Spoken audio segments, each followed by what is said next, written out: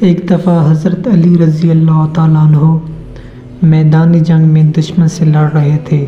آپ نے ایک دشمن کو زمین پر گرا دیا اور اب آپ اس کے سینے میں تلوار پیوست کرنے ہی والے تھے کہ دشمن نے آپ کے چہرے مبارک پر لعاب پھینک دیا، تو آپ کو غصہ آ گیا اور آپ نے اس کو چھوڑ دیا، آزاد کر دیا۔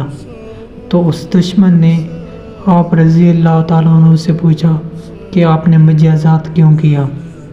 تو حضرت علی رضی اللہ تعالیٰ عنہ نے کیا فرمایا؟